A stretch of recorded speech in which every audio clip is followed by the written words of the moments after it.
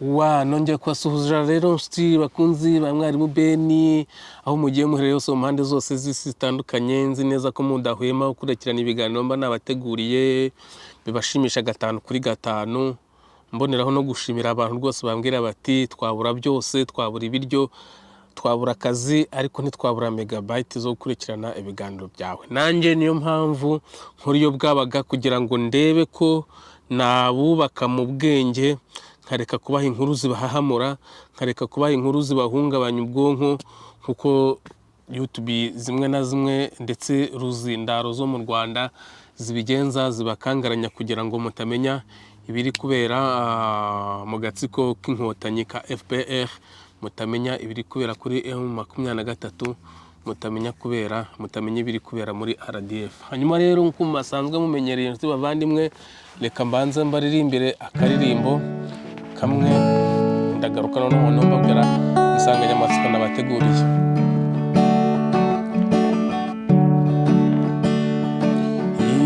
Ibisiza n'imisozi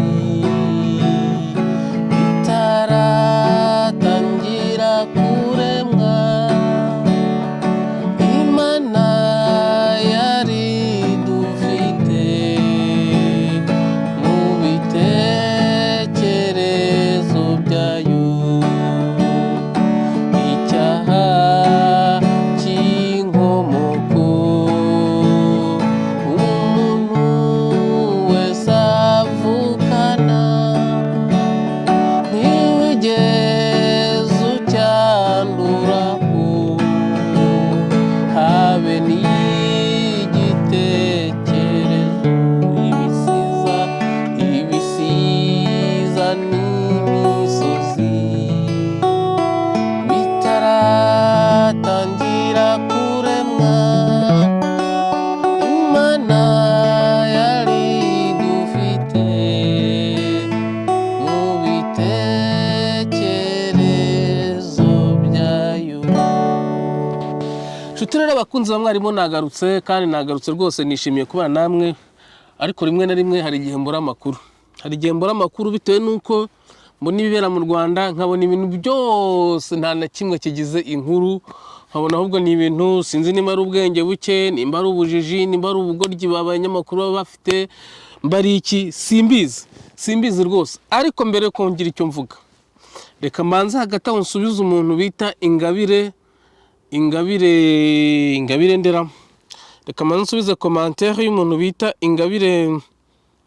Ingabire Esther, wagize uti usibye ubugome bwanyu ubu koko wagereranya Kagame na Habyarimana koko, n'ibindi byinshi yavuze. Ariko nagira ngo mubwire ngo Kagame impamvu abivuga nuko atajya asoma amateka, kandi amateka mu Kinyarwanda abaho ku mbuga nkoranyambaga, ntawe utayasoma kuri Google abaho, nta mateka ataba. Nagira ngo mubwire ngo agende abishakishe, nawe azibonera uwakoze ibikorwa bizima. Biriya bintu byose mubona mu Rwanda mbibabwiye mu minota itarenga 3 cyangwa 2, byatangijwe mbere na mbere na Kayibanda Gregoire, ari nawe wubatse kiriya kibuga cy'indege, ari nawe waharaniye ubwigenge, independence iraboneka mu Rwanda. Hanyuma atangiza imihanda ijya mu ntara, abakoroni b'Ababiligi bari baratangije kubaka imihanda ijya mu ntara. Hanyuma bikomeza ku gihe cya Kayibanda Gregoire, ariko abura ubushobozi. Ariko byibuze yakoze ikibuga cy'indege kiriya mubona cya Kigali International Airport, nimba ariko bakita simbizi, kiriya cyubatswe na Kayibanda Gregoire.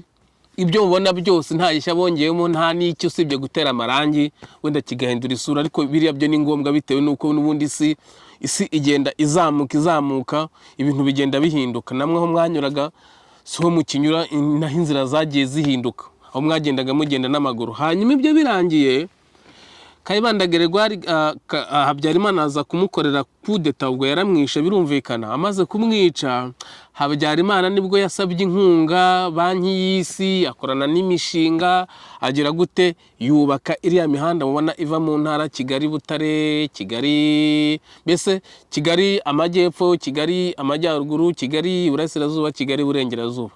Iriya mihanda yose yarangijwe ku gihe cya Habyarimana. Abantu mutabizi, nge hari ahantu nanyuze ndumirwa, ariko ni henshi muza abantu bari kujya akarere ka ahantu hahoze akarere ka mana we ndahibagiwe, ahahoze ari Byumba, hari ahantu unyura rwose umuhanda usa n'usatuye mu musozi. Biriya bintu byakozwe ku gihe cya Habyarimana no ku gihe byatangijwe n'abakoloni. Gregoire bikomerezaho abura ubushobozi n'iki byose, kuba urumva nibwo yarakibona independence bavuye mu bwami. Mwibuka ko abanyarwanda ba kera bari bafite imbunda bitaga imyambi, bari bafite intwaro bitaga imyambi n'imiheto. Uyu munsi Kagame ngo afite imbunda, ariko ziriya mbunda asize bashatse bazimufungiraho. Akunda agarukaho. Hanyuma Habyarimana agiyeho niho yubatse iriya mihanda, atangira yubaka amazu, izo nzu zose mubona mu Rwanda usibye za convention n'utu tuzamutse vuba. Ahanga imijyi, agira gute ibintu byose ku gahanga ke. Hanyuma Habyarimana Kagame ahagiriye icyo yakoze, yaje gukora finissage. Murabizi inzu habaho gusiza ikibanza. Nge nagereranya ko Kayibanda yafashe umusozi wa Mont Kigali harya hejuru, agasiza ikibanza kigaterera hejuru y'umusozi, ariko akabona uko akahaterereza. Hanyuma Habyarimana akaza akahubaka, yamara kuhubaka Kagame akaza agasigiriza akora finissage. Nuko ibintu byagenze. Hanyuma umuntu uvuga ngo Kagame ngo afite akamaro kuruta Habyarimana, nta kintu Kagame yigeze akora usibye guteranya abanyarwanda no kubateza umwiryane no kwiba igihugu no kwica abakongomani no kwiba amabuye y'agaciro ayajyana muri Amerika. Noneho byakomeye tu. Hari ahantu nanyuze ku cyapa cya hano i Burayi, hano haba ibyapa ku muhanda nyine nka bya bindi by'i Kigali namwe muzi byo kuri Wambonye. Hari handitseho ngo twabaye duhagaritse by'agateganyo kohereza ibicuruzwa, kohereza ikintu cyose muri Leta Zunze Ubumwe za Amerika. Murabyumva? Ibihugu by'u Burayi byo birishoboye. Ni ukuvuga ngo nta na kimwe wakohereza muri Leta Zunze Ubumwe za Amerika, bo bahagaritse. Hanyuma mwebwe amabuye y'agaciro murayakoresha iki? Murayarya? Ntimugire uruganda ruyakora, ntimugire iki, ngo mufite imbunda. Abanyarwanda ba kera bari bazi gukora imyambi, bazi gukora amacumu, bakirwanaho bakarwanirira igihugu. None mwebwe n'intwaro z'igihugu ntimizibika mu Rwanda. None se umunsi babafungiye bagashyiraho kode, muzabigenza mute ko mwirata? Kagame ko yirata, urumva icyo afite ari icyo, ahubwo ko nta na kimwe afite. Urubyiruko rwose yarwishe mu mutwe, arwumvisha ko amacumu, inkota, imyambi byakoreshejwe muri jenoside. Urubyiruko rukura nta na gito ruzi gukora. None se ubwo umunsi babahagarikiye intwaro nk'uko babahagarikiye kohereza ibicuruzwa muri Amerika, kuko babyongereye umusoro ukomeye cyane, muzabigenza mute? Amabuye ntimukiyacukuye ko ntimuzabona aho muyabika, ibintu byose babahagarikiye. Ni ukuvuga ngo ku gihe cya Kagame ibintu ahubwo byabaye ibibazo bikomeye cyane. Ubushomeri, murazi ubushomeri buri mu Rwanda, murazi ruswa ziri mu Rwanda, murazi ni ibibazo gusa yazanye, ni umwanda yazanye mu gihugu. Ubundi mwarangiza mukavuga ngo igihugu gifite isuku ko nta biryo mufite. Nose ni gute kitagira isuku? Ntabwo wabona umuneke wo kurya, ntiwabona imbuto zo kurya, ibishishwa se waba wabitaye se bivuye he? Ngaho nguko rero bavandimwe, ubwo ndamushubije nubwo mbona bitwaye iminota 10 yose, ariko byibuza Ingabire Esther ndagushubije. Kagame nta kintu yigeze azana, yaje gusiga amarange ku byo Kayibanda yatangije, bigakomereza cyane ku gihe cya Habyarimana. Nujya no kuri internet urabisangaho ibintu bwira, ntabwo ari byo mba nahimbye. hanyuma Kagame aza abisigiriza. Urugero nagende ku Kinamba rebe kiriya kiraro uriya muhanda uca munsi y'undi, ku Kinamba cya mbere n'Ikinamba cya kabiri. Noneho Kagame azagisenye yubaka ikindi kiza turebe, azagisenye turebe ko abasha kuzamura ikindi. Reba imyaka kimaze, ariko barubaka ikiraro Nyabugogo imodoka zikagenda aho nimba ari ibyumweru nka 3. Cya kiraro gihuza Nyabarongo, urabizi ko Nyabarongo umuhanda bawuzamuye hejuru mbere imvura yagwaga akajyamo amazi akarenga ku muhanda, bagize ngo barakizamura, imodoka zaciyeho nk'icyumweru kiba cyaguyemo. Simbizi nako muzajya muvuga kaniririmbira kandi karirimbo. Reka mbashimire abantu bose mu mpozo h'amaboko.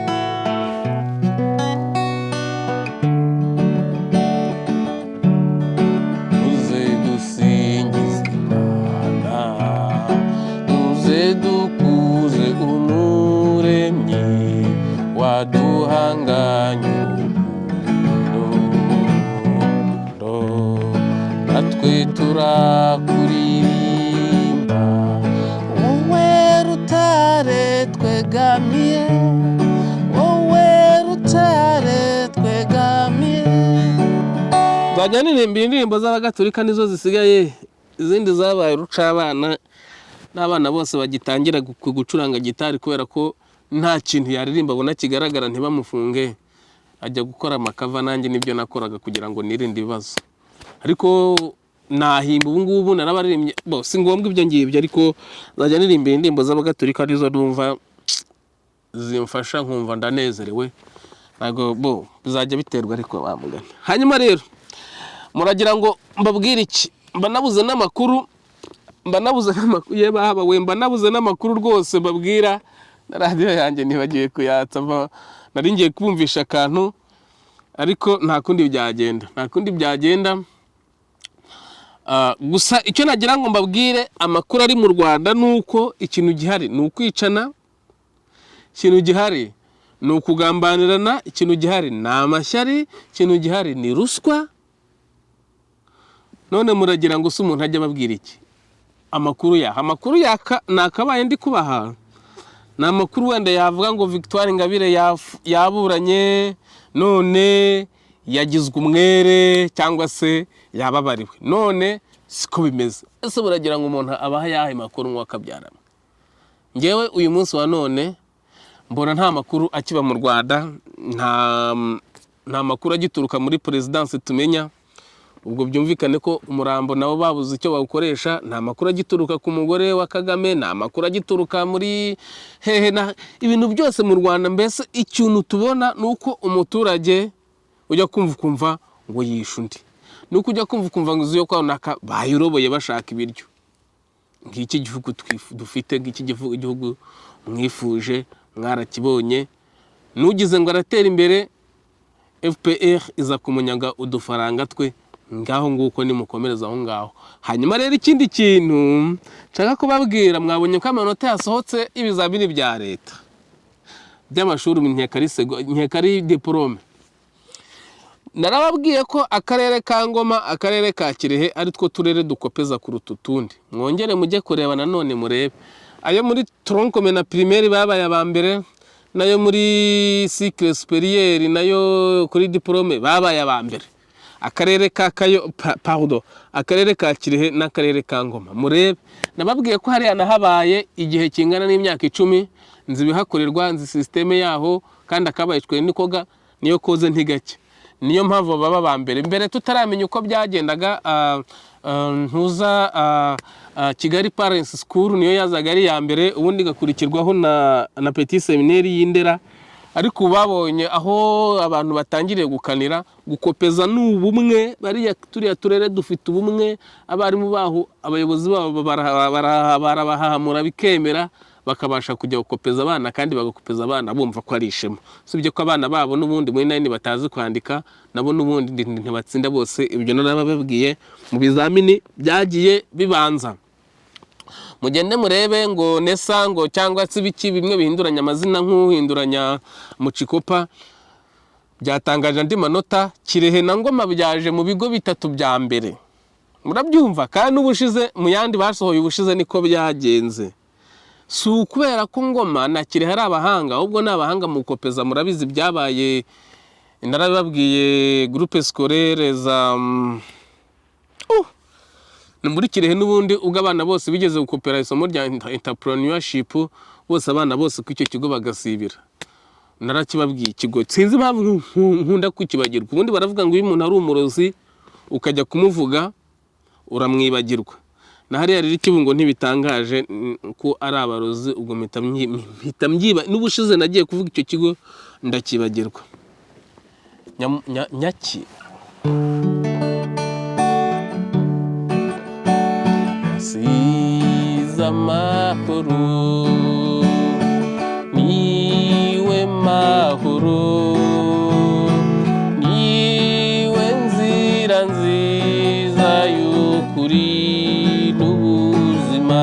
Yezu we, Yezu aleluya, Kristo aleluya, yagiye mu ijuru kandi azagaruka vuba.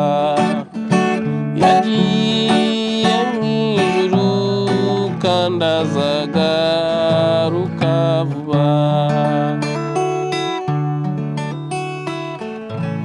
Hanyuma rero ngayo nguko nari ndimo mbabwira ni groupe scolaire imbari Nyamugari, groupe scolaire Nyamugari. Sinzi byari ibyo za Kirehe, murabizi 2013 ariko murabizi ko bakopeye bose entrepreneurship bose bakabasibiza.